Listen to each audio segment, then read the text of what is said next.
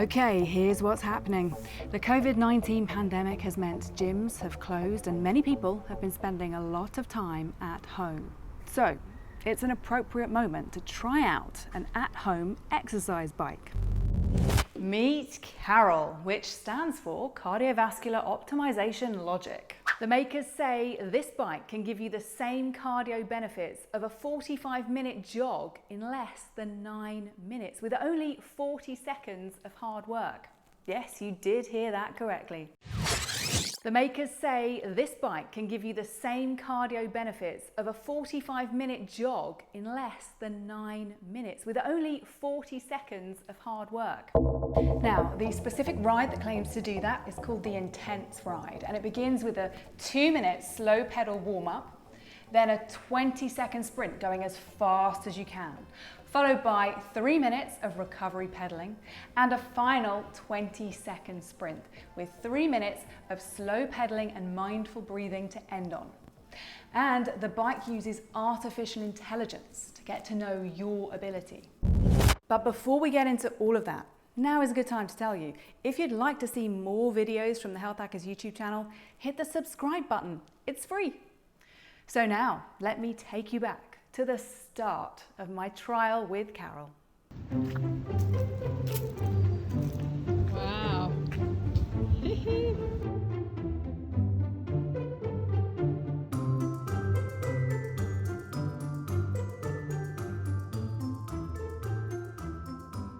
I have been sent a special kind of exercise bike to review, but right now I'm struggling to get it out of the box because what I'm trying to do is keep the box intact while I take it out because I'm only being loaned it for the review. So I've asked my husband to come down and help me.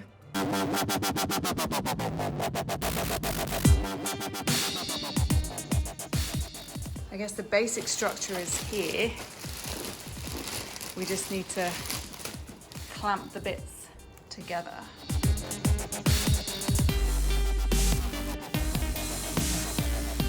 Ooh, power's on. So far, CAR.O.L hasn't picked up our home Wi-Fi. We don't know what it's doing now, but it's like it's having a little strop. And if it doesn't stop doing that, then we can do a hard reboot, and that'll just be holding down the off button at the top. So with a bit of help, we managed to connect to the Wi-Fi. I've set up my CAR.O.L account. Typical customers would probably do this in advance. There are some emails you would get before the bike arrives, allowing you to register and set up your CAR.O.L account then. I've also downloaded the app on my iPhone, and I'm all set to begin my calibration rides. So these are introductory rides. I've got to do 6 of them, including some sprints. And they're a way for CAR.O.L to learn about my capabilities, apparently. I've got to keep my hands on the handlebars so that the bike can take my readings. So following the instructors, take deep breaths and relax. On the bottom of the screen, I can see what's coming.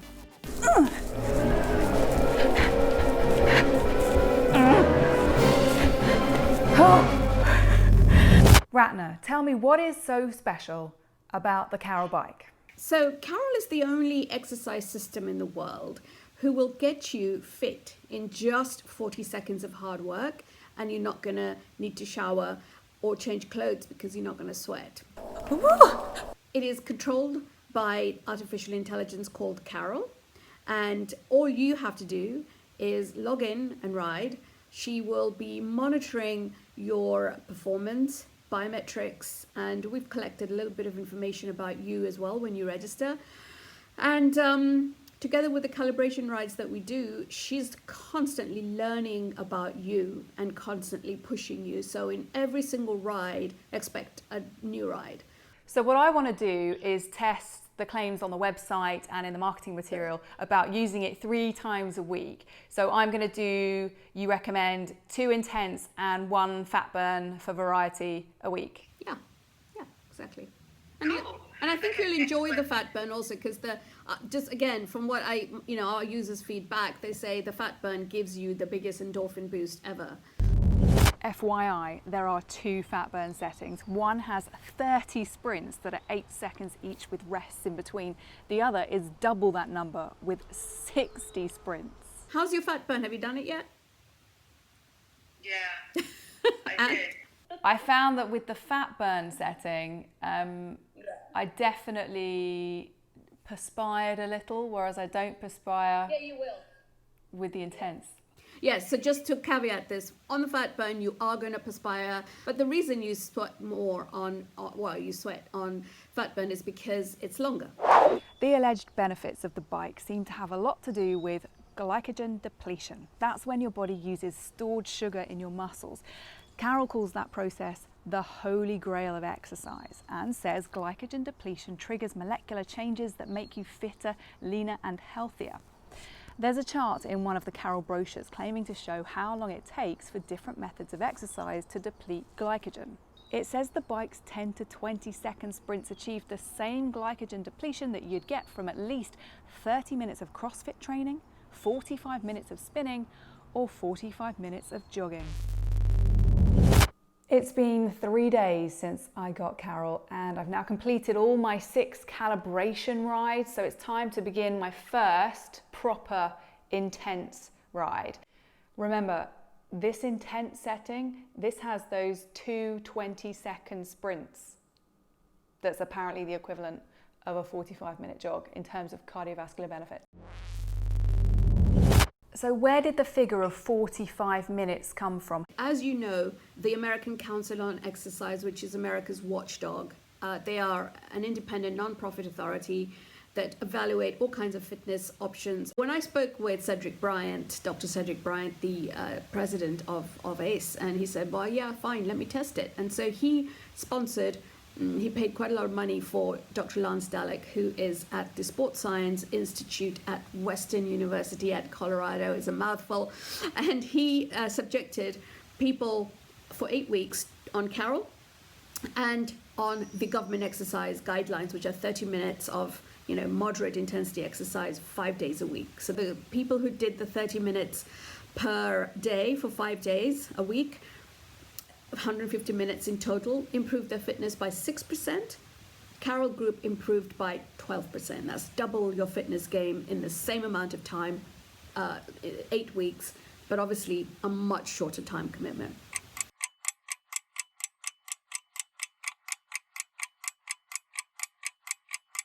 So for sure, we're better than a 30-minute run. We are equivalent to a 45-minute jog, may even be a little bit better. Now, there have been scientific studies to say this, to prove this, and I will dig them out and send them to you so you can put them in as a link for your listeners or viewers. So here is one of the studies the Carol team sent over, comparing men doing rides with 3 20-second all-out sprints to others doing 45 minutes of continuous cycling at a moderate intensity, 3 times a week for most of the study duration. Now, they weren't doing 45 minutes of jogging, but in an email, Ratna told me it doesn't matter. The point was to compare to traditional steady-state endurance exercise. The study concluded that 12 weeks of brief, intense interval exercise improved indices of cardiometabolic health to the same extent as traditional endurance training in sedentary men, despite a 5-fold lower exercise volume and time commitment. But the Carol bike's intense setting only has 2 20-second sprints, not 3. So I asked about this, and Ratna explained that a later analysis of many studies had concluded that you only really need to do 2 20-second sprints, she said, like those 2 in Carol's intense setting ride. I'm not an expert on reading scientific papers, but I can see where it says a growing body of evidence demonstrates the efficacy of sprint interval training protocols with fewer, as little as 2 repetitions, and shorter 10 to 20-second sprints. How will I be able to tell whether Carol in those 3 rides per week for 6 weeks has made me fitter and stronger? Because there's a shelter-in-place order right now in San Francisco, and I don't have any body composition scales at home. Is there anything on the bike? Well, you've got data, right? So you will be given what's called your Octane Score, which is essentially your measure of fitness. What we measure is how much total power you're producing divided by the total number of heartbeats that it has taken to produce that power.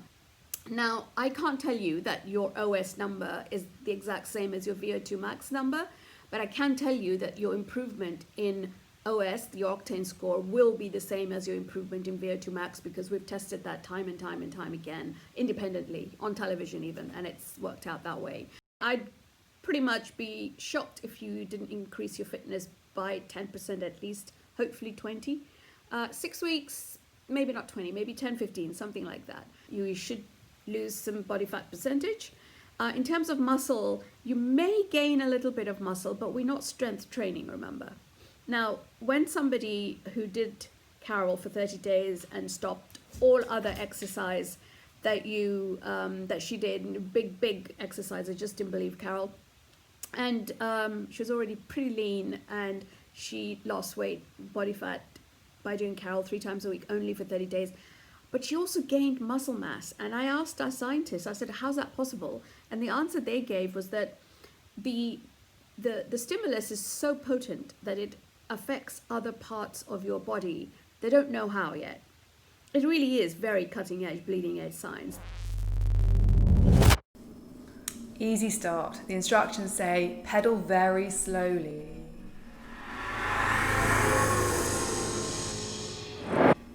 At 3 seconds, the screen will go red. That's your cue to start sprinting. Woo!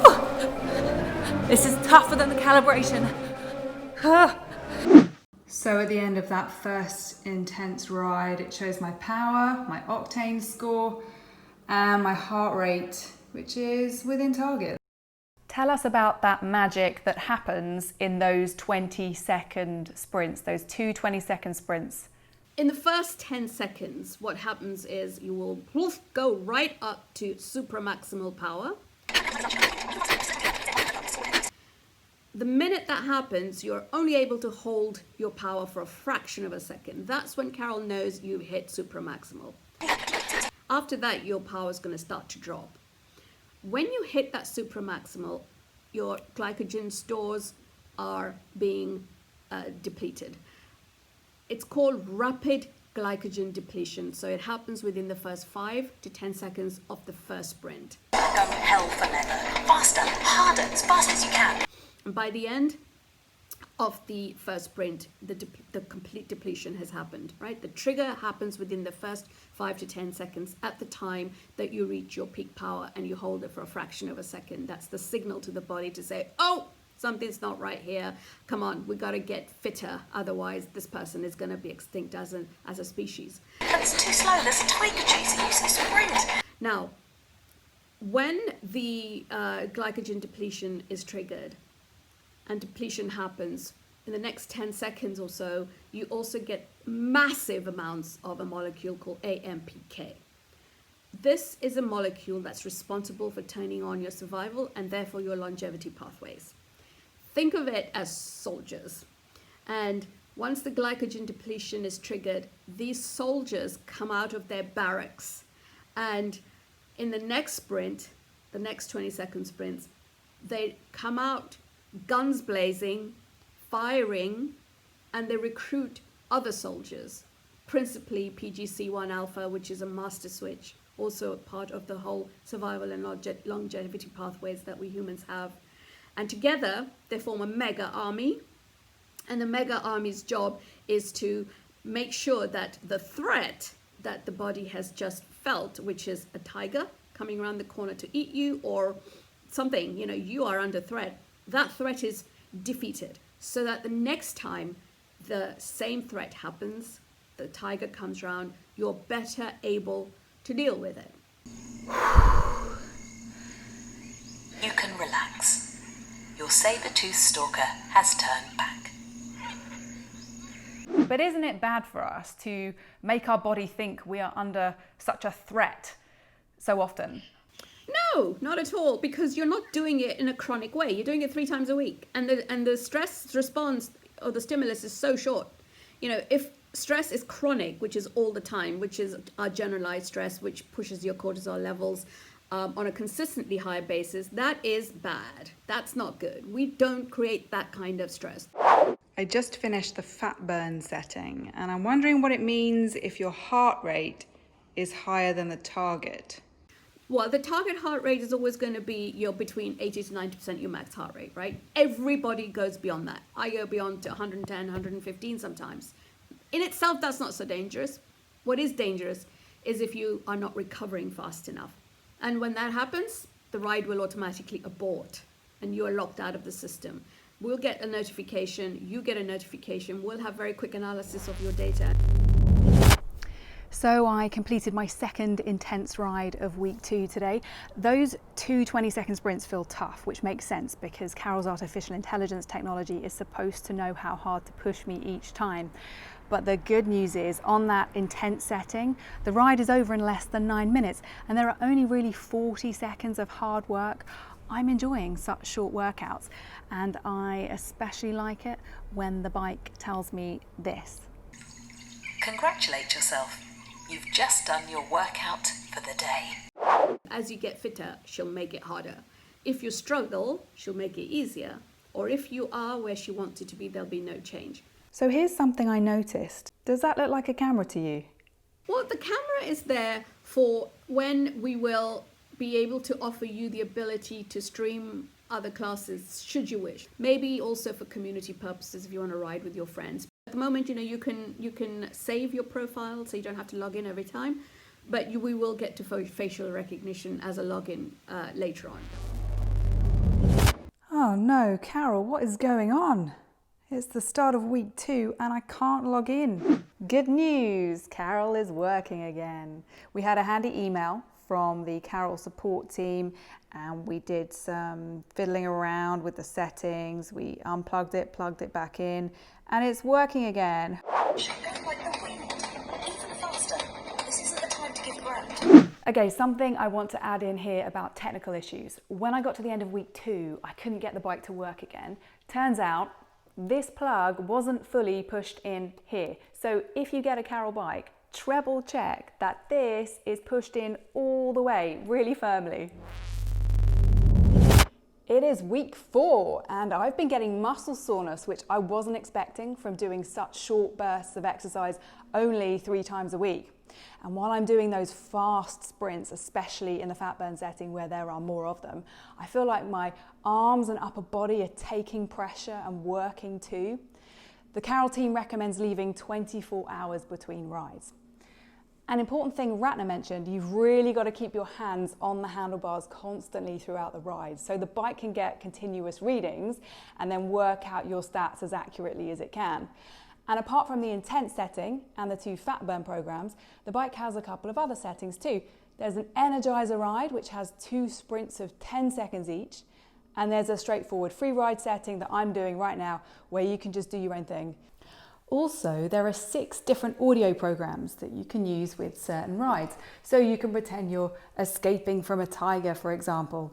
Sprint harder, faster. Don't become the tiger's lunch. Or just free ride with some dramatic music. I want to make one more point at this stage in my trial. Before the coronavirus restrictions, I would typically go to the gym 3 to 4 times a week for 45 minutes to an hour at a time. Admittedly, a lot of that was resistance training, and this bike isn't a replacement for lifting weights. This bike is all about cardio.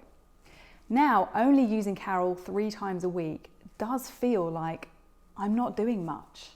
It's all over in minutes. So I am questioning, is this bike really making me fitter? But maybe that feeling is just all to do with a wider societal mindset issue over how long we should be exercising for. It's about survival, it's about evolution, and it's about how we as humans are supposed to exercise. You see, caveman, if he went jogging all the time, right? And then a saber-toothed tiger came, he wouldn't have the energy to run away. And he'd be extinct as a species. So you either walked or you ran for your life. This whole more is a total fallacy. Do it if you want to, and you're not damaging your knees and your other joints, but it's not necessary. It is week 5 and breaking news, my trial with the Carol bike has just been extended. Here's why. There have been some technical issues. The bike and our Wi-Fi frequently seem to disconnect. That's a problem because at times I haven't been able to even sit on the bike and pedal without an internet connection. But the CAR.O.L team have been really helpful. Special shout out to Rahul. They pushed an update onto the bike remotely and I can now do rides while I'm offline if needed. And they've arranged for a replacement tablet to be sent to me, which looks set to arrive next week, the week that would have been my final week of the trial. So now I can hang on to the replacement tablet for a week or so and see what that experience is like. Okay, with technical issues out of the way, it's time to tell you my results after 6 weeks of using the bike, doing 2 intense rides and 1 fat burn 30 ride per week. It is worth mentioning I deliberately quit jogging for most of this trial, and apart from doing CAR.O.L's interval rides, I have only been walking, doing a tiny bit of upper body resistance work and some easy cycling on the free ride setting of the bike. Now, remember we spoke about Octane scores earlier. My understanding is that's kind of a marker of your fitness on the bike. Ratna told me the female average Octane score is 23. Well, 6 weeks ago when I started, my Octane score was 22. At one point during my trial, it went up to 28. And in my last ride of the 6-week period, it was down to 24. That felt a bit disappointing.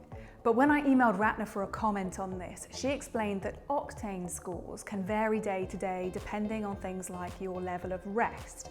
And she recommended I focus more on the general trend. So for me, that shows an 8% increase.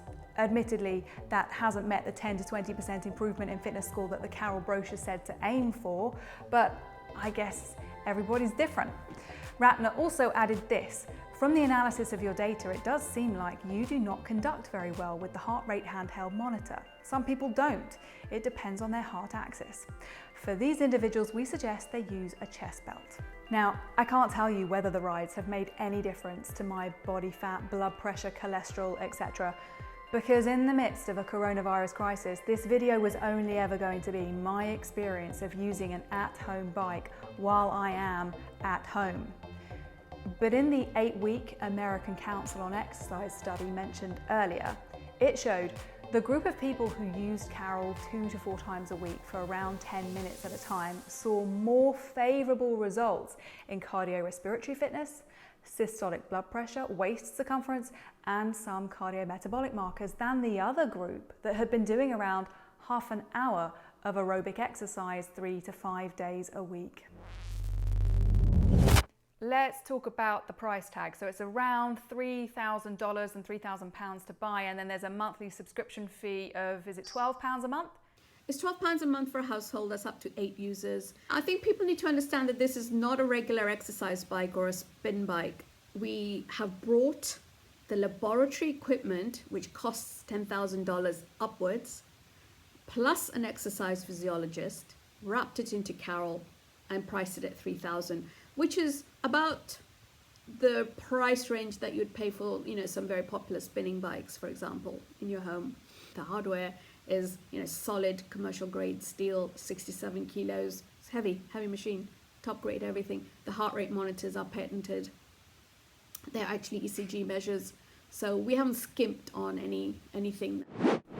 Right, I have had the bike for nearly 8 weeks now, so here in summary to end this video review are my likes and dislikes about the CAR.O.L bike. We're going to start with the negatives. My biggest bugbear while using this bike has been the technical issues, the Wi-Fi dropouts. That still happens even after the tablet was replaced, but it's not a big deal now because of the update that was pushed through to the bike that means I can now ride when I'm offline. I may never know why our Wi-Fi and CAR.O.L just won't stay connected. I did call our Wi-Fi provider about it too. Separately, we happened to upgrade to a mesh router system this week, and that hasn't appeared to remedy the issue either.